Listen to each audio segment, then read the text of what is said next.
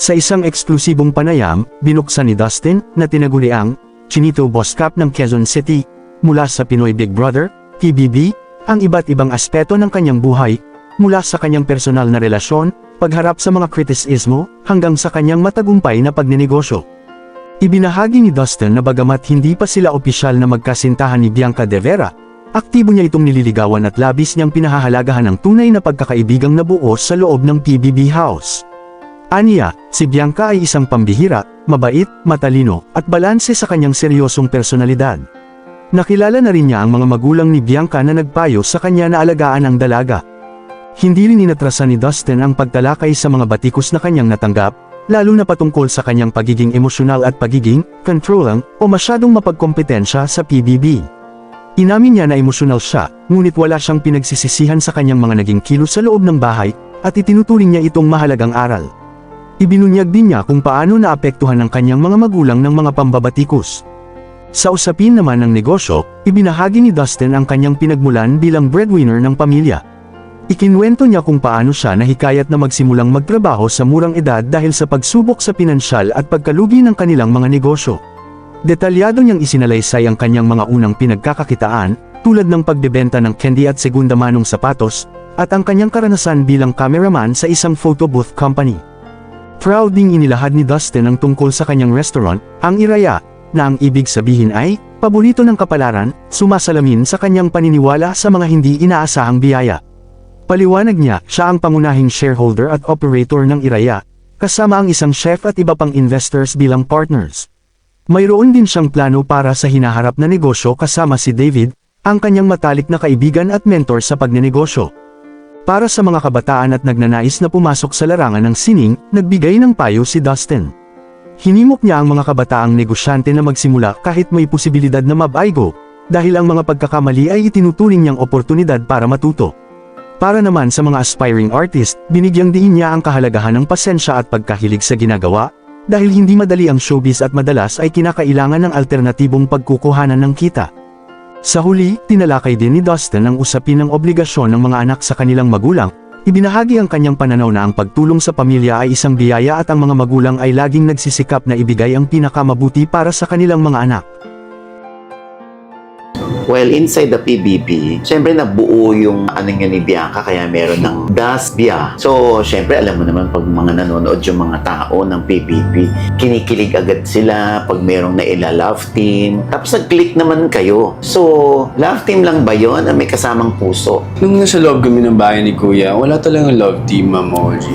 Kasi totoo talaga siya eh. Sabihin ko talaga na nakapag-build kami ng gabing friendship talaga.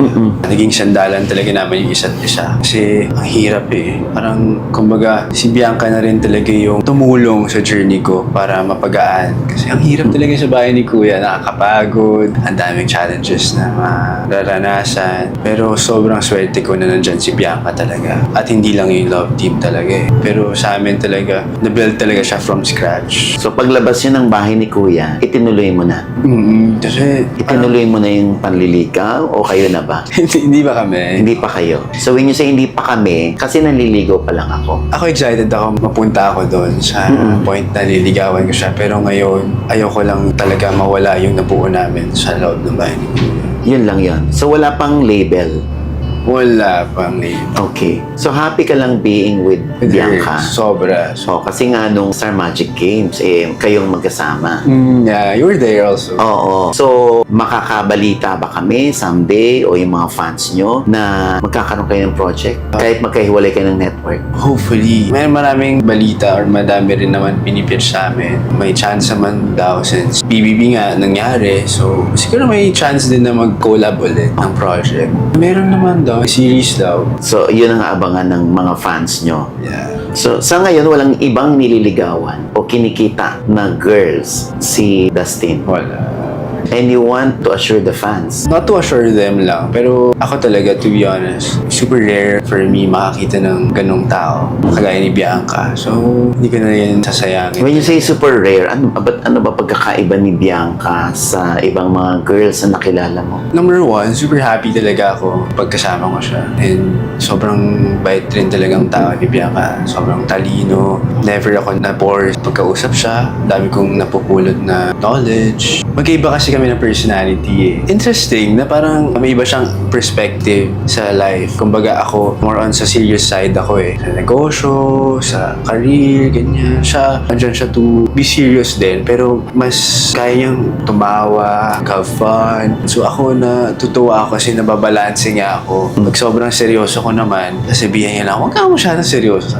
Okay, sige. So parang nababalanse nga talaga ako. Dumalaw na ba si Dustin sa bahay ni Bianca? Bianca, Para magsabi sa parents o na-meet mo na ba yung parents niya? na-meet ko na yung parents niya. May bilin ba sa'yo? Oo, dami. Anong bilin Madami, sa'yo? madami. Of course, given talaga sa mga tatay, alam naman natin yan na Yung grabe sila ka-protective. super, oo. Ako naiintindihan ko yun. Kasi ako rin naman, pag naging tatay ako, I do the same. So, nasabihan lang din talaga ako na alagaan mo si Bianca. Huwag mo sasaktan si Bianca. Yun yung mga bilin na, Pero si Bianca naman, sa side niya, wala naman siyang dinidate or nanliligo sa kanyang ito. hindi ko alam. Ako sa pagkakakilala ko sa kanya ngayon, wala. Yung mga impression sa mga tao sa'yo, anong mga misconception sa'yo sa loob ng bahay na ngayon nasa labas ka na gusto mong i-correct? Nung nalaman ko na paglabas, nung mga babasa ko. Nagbabasa ka ng sockmate, Comments. tapos may mga comments sila. Napaka-controlling naman ito si Das. Napaka-arte naman ito. Tapos pinagtanggol nila si Klang, na galing doon yung hanash ni Klang na OA. Sorry kung nakatapak ako sa pagka-laugh team nyo. Oo. Tapos doon nabash ka ng gusto. Anong gusto mo i-correct? Doon sa nangyari sa amin ni Ate Klang, siguro mas di ko lang na-handle talaga yung emotions ko. Na sana mas naging malawak yung pag-iintindi ko.